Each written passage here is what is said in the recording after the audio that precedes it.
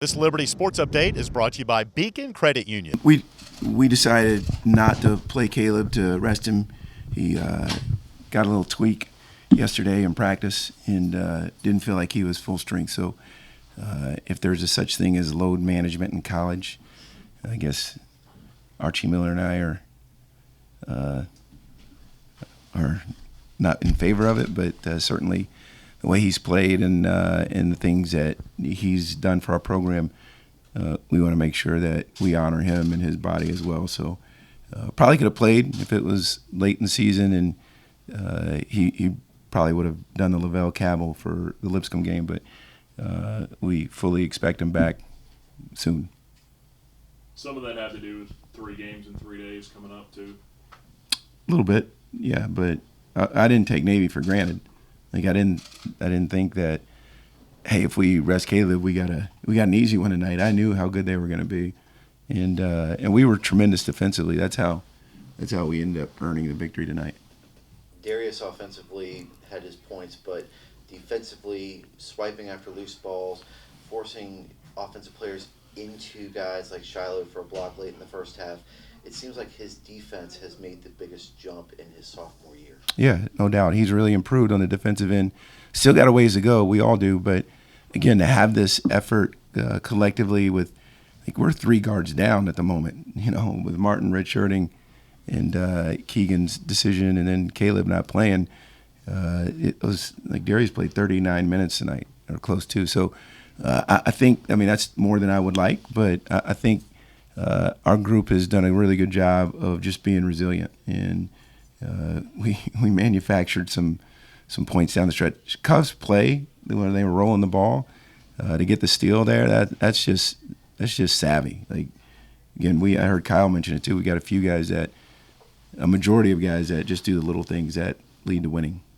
Cup being one of those guys too. No doubt. You were talking about yesterday. Yeah, and then his baseline drive and dunk, that's a tribute to Coach Barrere and how hard he's had those guys working in the weight room, because Cuff was not as explosive when he first came to Liberty. You elected to go with Mayo down the stretch in place of Scotty. What was your decision? Just a feel. It could have been either one of them. Mayo likes handling the ball up top, and I was just comfortable with him. I almost went big, yet I wasn't sure about the other end because 33 is such a good three-point shooter. If I wanted to do that.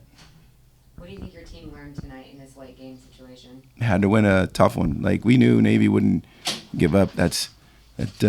We were fully anticipating with or without Caleb, and we didn't know about Caleb until like 15, 20 minutes before the game. So we were fully anticipating a hard-fought battle, because on tape, if you watch them against George Mason or East Carolina, they're a good team, really disciplined and have good guard play, a good inside-out balance. So I think it's good for us to be in close games and have to be able to win down the stretch.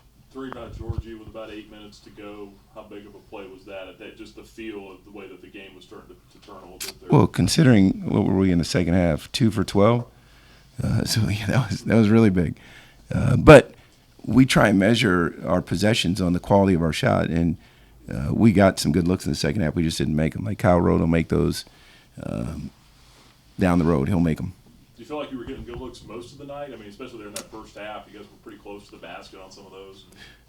Yeah, our posts aren't going to go 2 for 14 on most of the nights. But again, you got to be able to endure that if you're going to be a program that continues to advance and to be a competitor in the league and postseason. You got to be able to endure off nights offensively. If I learned anything from my time with Tony or from Coach Bennett Senior's wisdom, it was that. Brian, no questions? Not yet. Dang. You look ahead to the trip to the Bahamas, and it's a pretty stacked field. Morgan State on Friday, and then the rest of the field looks pretty good. What do you want to see out of your team in a tournament like this, where they have beaches and everything, just to focus on the game and make sure you guys play hard for? There's beaches in the Bahamas? Our guys will never see them. They'll be in the hotel and on the practice court. Just kidding, Dane. What I want to see, I want to see improvement. I just want to get better. This is November, so this is not the time that you talk about, postseason play, et cetera, et cetera. This is the time that you keep improving. The challenge is 3 games in 3 nights, but everybody has that same challenge. And Morgan State is a good team. If you haven't seen them, Coach Brodus has them playing really well. They beat George Washington at George Washington this weekend. So I think they're 2-2 or 3-2 right now. So we'll focus on them, and then we'll worry about who we play after that. 3 games in 5 days to open the season. How much does that help to prepare your bunch for a 3-game stretch in 3 days, so that the way they know how to manage themselves, when to get treatment, and make sure they're in the best possible shape to go each day? Yeah, we had a pretty experienced group. It wasn't intentional, 3 games in 5 days or however many it was. It was just what we could get. Like, it was really difficult to schedule, and it ended up falling that way. But again, our guys they'll respond. Again, we have a mature group, and I think they'll be ready on Friday morning. Thank you, guys.